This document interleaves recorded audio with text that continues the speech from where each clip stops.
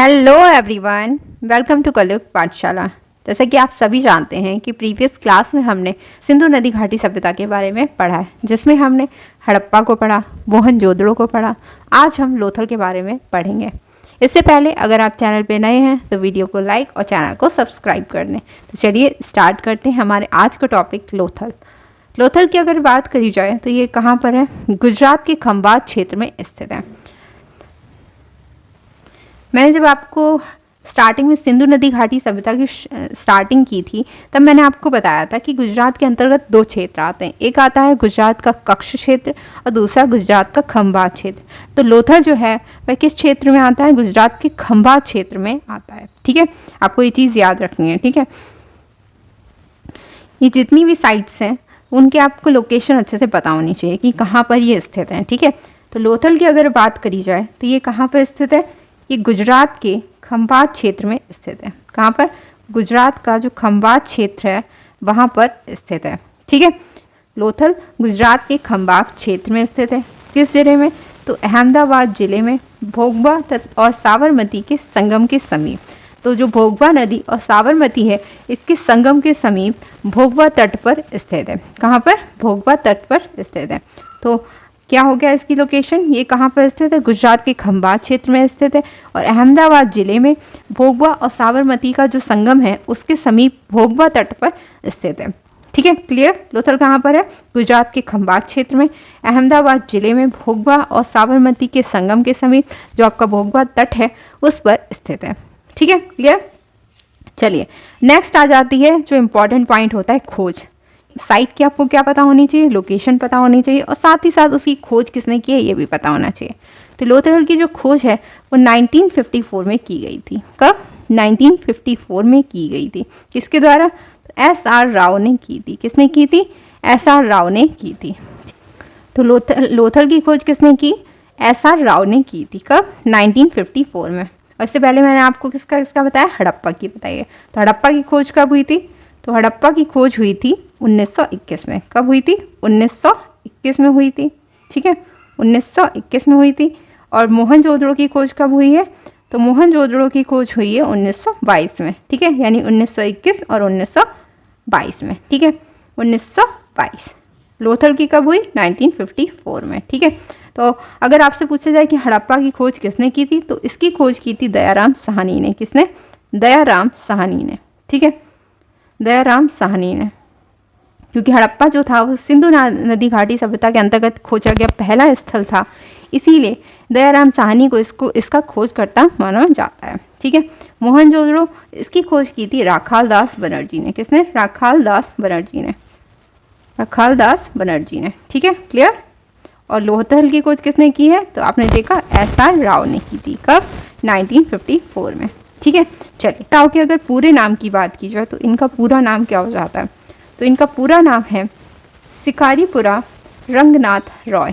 क्या है? शिकारीपुरा रंगनाथ रॉय। ठीक है, एस.आर. राव का पूरा नाम क्या हो गया? शिकारीपुरा रंगनाथ रॉय। ठीक है, क्लियर? इसका उत्खनन कार्य कब किया गया? यानी लोथल जो है इसका उत्खनन कार्य कब किया गया? तो इसका उत्खनन कार्य होता है 1955 से लेकर 1963 के मध्य। ठीक है, यानी खोज 1954 में होती है, एस.आर. राव करते हैं और इसके उत्खनन कार्य 1955 से लेकर 1963 के मध्य हुआ था। ठीक है, आई होप आपको इतने पॉइंट्स अच्छे से क्लियर होंगे। चलिए अब नेक्स्ट देखेंगे। इस नगर की खुदाई से केवल एक टीले का प्रमाण मिला है और अभी तक आपने देखा कि हड़प्पा से भी 2 टीलों का प्रमाण प्राप्त हुआ है, मोहनजोदड़ो से भी 2 टीलों का जो प्रमाण है वह प्राप्त होता है, मगर जो लोथल है वह एक टीले का प्रमाण यहाँ से हमें प्राप्त होता है। यानी इस नगर की खुदाई से केवल एक टीले का हमें प्रमाण मिला है। ठीक है, तो यानी आपसे यहाँ पूछा जा सकता है कि किस नगर से आपको एक टीले के प्रमाण प्राप्त होते हैं, तो वह है लोथल। ठीक है, यह टीला एक मजबूत दीवार से किलेबंद था। ठीक है, यानी जो ये टीला बनाया गया एक मजबूत दीवार से क्या है? किलेबंद है। और लोथल की वसावट हड़प्पा तथा मोहनजोदड़ो से मिलती है। ठीक है, लोथल की जो बनावट है वो किससे मिलती है? हड़प्पा और मोहनजोदड़ो से मिलती है, तो इसलिए इसे लघु हड़प्पा लघु मोहनजोदड़ो कहा जाता है। Most important point. ठीक है, तो आपसे पूछा जा सकता है कि लोथल को लघु हड़प्पा और लघु मोहनजोदड़ो क्यों कहा जाता है? तो इसकी जो बनावट है वह लोथल की जो बसावट है यानी बनावट है वह किससे मिलती जुलती है? हड़प्पा और मोहनजोदड़ो से मिलती जुलती है, इसलिए इसे क्या कहा जाता है, लघु हड़प्पा और लघु मोहनजोदड़ो। ठीक है, और यहाँ से एक टीले के प्रमाण प्राप्त होते हैं। ठीक है, अभी तक जितने पॉइंट मैंने आपको बताया वो सारे इंपॉर्टेंट, और यहाँ से क्वेश्चन पूछे जाते हैं, अच्छे से लर्न करिएगा। ठीक है, चलिए अब बढ़ते हैं आगे। नेक्स्ट है, लोथल की खुदाई से एक कृत्रिम बंदरगाह मिला है। ठीक है, डॉकयार्ड। तो यहाँ से खुदाई से क्या मिला है, एक कृत्रिम बंदरगाह मिला है, जिसका आकार कितना है, 214 गुणे 36 मीटर। ठीक है, यानी 214 और 36 मीटर। ठीक, उत्तरी दीवार पर 12 मीटर चौड़ा प्रवेश द्वार था। ठीक है, और यह बंदरगाह नदी तट से दूर बनाया गया था। इससे नदी तट से दूर बनाया गया था और एक नहर के माध्यम से नदी से संबद्ध किया गया था, यानी एक नहर के द्वारा इसको जोड़ा गया था। तो आप बंदरगाह जानते हैं जहाँ पर सारे जहाज़ वगैरह खड़े होते हैं। ठीक है, या जहाँ से सामान वगैरह मतलब लोड किया जाता है। ठीक है, तो लोथल की खुदाई से हमें क्या मिला है, एक कृत्रिम बंदरगाह मिला है। ठीक है, जो बनाया गया होगा बंदरगाह। ठीक है, जिसका आकार कितना है, 214 और 36 मीटर। ठीक है, और इसकी उत्तरी दीवार पर क्या है, 12 मीटर चौड़ा प्रवेश द्वार था। कितना, 12 मीटर चौड़ा प्रवेश द्वार था। और यह बंदरगाह जो था वह किससे, जो नदी होती है उससे दूर बनाया गया था। और इसको किस तरह से जोड़ा गया था उस नदी से, तो एक नहर थी उसके माध्यम से ये नदी से संबद्ध किया गया था। ठीक है, क्लियर। चलिए, लोथल के बाजार में शंख का कार्य करने वाली दस्तकारों और ताम्र कर्मियों के कारखाने थे। तो लोथल के बाजार में किसके, शंख का कार्य करने वाली दस्तकारों और ताम्र कर्मियों के कारखाने मिले हैं। ठीक है, तो आपको कहाँ से कारखाने मिले हैं शंख के, तो ये मिले हैं लोथल से। ठीक है, चलिए नेक्स्ट आगे बढ़ते हैं। लोथल से प्राप्त और हमें क्या क्या साक्ष्य में यहाँ से प्राप्त होते हैं। ठीक है, तो आपको साक्ष्य सब अच्छे से लर्न होने चाहिए। ठीक है, चलिए, तो लोथल से हमें कुछ साक्ष्य प्राप्त हुए, जैसे फारस की मुद्रा और पक्के रंगों में रंगे हुए पात्रों की उपलब्धि से स्पष्ट होता है कि लोथल सिंधु सभ्यता काल में सामुद्रिक व्यापारिक गतिविधियों का केंद्र था। तो यहाँ से हमें क्या मिला है, फारस की मुद्रा मिली है। ठीक है, और पक्के रंग में रंगे हुए पात्रों की उपलब्धि, यानी पक्के रंग से रंगे हुए क्या है, यहाँ से हमें पात्र मिले हुए हैं। ठीक है, तो इस तरह से हम कह सकते हैं कि लोथल जो है सिंधु सभ्यता काल में सामुद्रिक व्यापारिक गतिविधियों का केंद्र था। यानी फारस की मुद्रा यहाँ पर आपको कैसे मिलती है, तो सामुद्रिक व्यापार रहा होगा तभी तो एक दूसरे में आपसी लेन देन रहा होगा ना, तो तभी तो हमें फारस की मुद्रा यहाँ से प्राप्त होती है। तो इस तरह से अंदाजा लगाया जाता है कि हाँ, ये जो लोथल है सिंधु सभ्यता काल में सामुद्रिक व्यापारिक गतिविधियों का केंद्र था। ठीक है, और यहाँ से हमें फारस की मुद्रा और पक्के रंग में रंगे हुए पात्रों की उपलब्धि से स्पष्ट हो जाती है बात। ठीक है, चलिए नेक्स्ट है, यहाँ से कृत्रिम बंदरगाह मिला, अभी आपने से बंदरगाह मिला है। ठीक है, और व्यापारिक नगर है लोथल। धान की भूसी के प्रमाण हमें कहाँ से प्राप्त होते हैं, तो धान की भूसी के जो प्रमाण हैं वह हमें 2 जगह से प्राप्त होते हैं। ठीक है, कहाँ से, रंगपुर से और लोथल से। ठीक है, लोथल आप जानते हैं किस क्षेत्र में स्थित है, तो खंभात क्षेत्र में स्थित है। तो आपको याद रखना है कि धान की भूसी के प्रमाण हमें कहाँ से प्राप्त होते हैं, रंगपुर से और लोथल से। ठीक है, यज्ञ के प्रमाण तो लोथल और कालीबंगा 2 जगह से हमें प्राप्त होते हैं। ठीक है, यज्ञ के प्रमाण कहाँ से, लोथल या कालीबंगा से हमें प्राप्त होते हैं। हो सकता है अगर आपसे क्वेश्चन किए जाएंगे तो वहाँ पे आपको एक ही दिया जाएगा, या फिर दोनों दिए जाएंगे तो साथ में दिए जाएंगे। तो ठीक है, तो धान की भूसी के प्रमाण कहाँ से प्राप्त होते हैं, हमें रंगपुर और लोथल से प्राप्त होते हैं। और जो यज्ञ के प्रमाण हैं वह हमें कहाँ से प्राप्त होते हैं, लोथल और कालीबंगा से। क्लियर। चलिए नेक्स्ट है, तांबे का बना कुत्ता और सारस हमें कहाँ से प्राप्त होता है, लोथल से प्राप्त हुआ है। ठीक है, तो तांबे का बना हुआ कुत्ता और सारस हमें कहाँ से प्राप्त होता है, लोथल से प्राप्त होता है।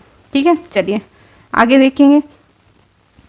मृद भांडों पर बत्तख का चित्रण किया गया है, यानी मिट्टी के जो बर्तन हैं उस पर किसका चित्रण किया गया है, बत्तख का चित्रण किया गया है। यानी लोथल से हमें ऐसे मृद भांड मिले, यानी मिट्टी के बर्तन मिले हैं जिन पर बत्तख का चित्रण किया गया है। ठीक है, चलिए हाथी दांत की बनी हमें वस्तुएं यहाँ से प्राप्त होती हैं, कहाँ से, लोथल से।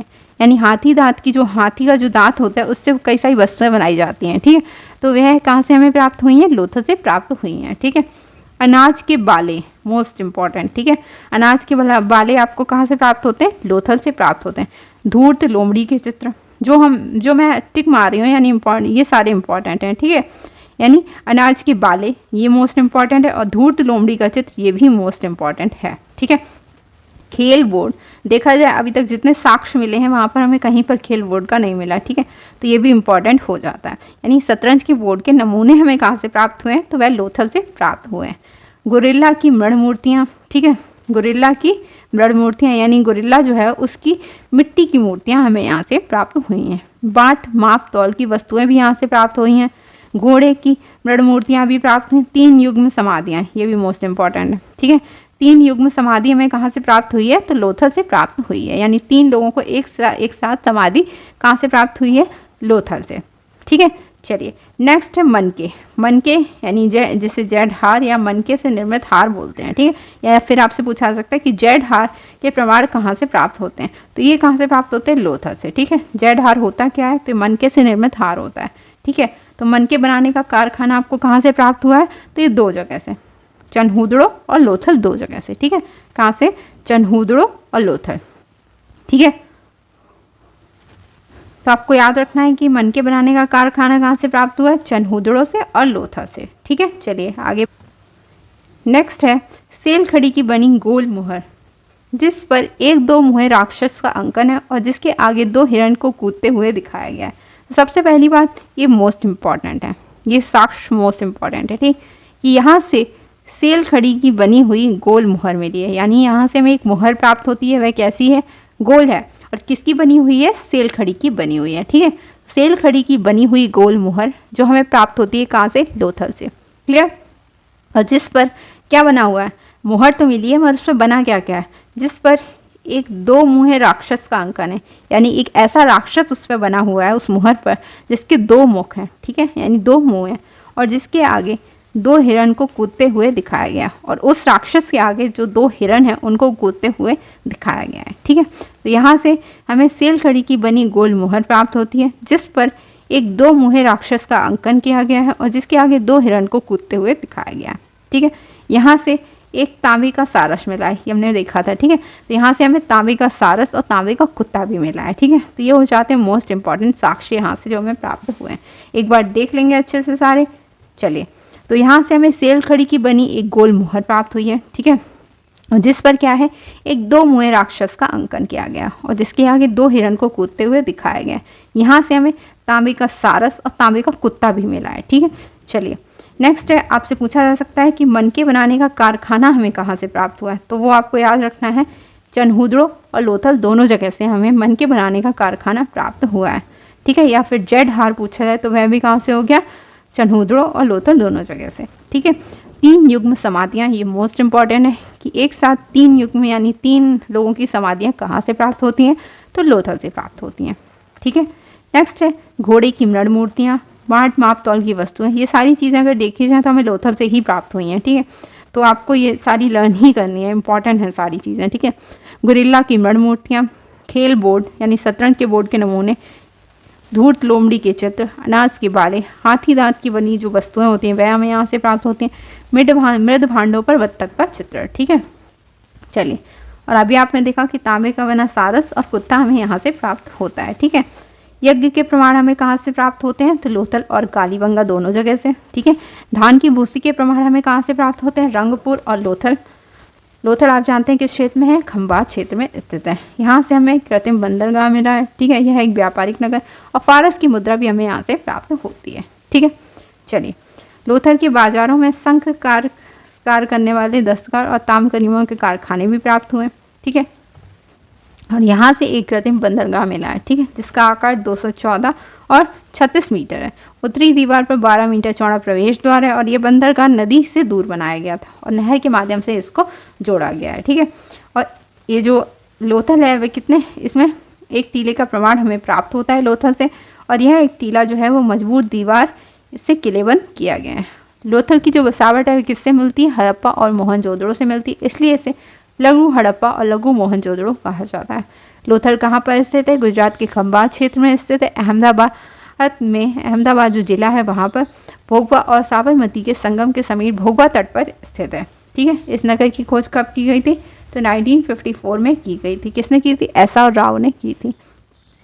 SR राव का पूरा नाम क्या था, शिकारीपुरा रंगनाथ रॉय था। इसका उत्खनन कार्य कब कराया इन्होंने, तो 1955 से लेकर 1963 के मध्य, ठीक है।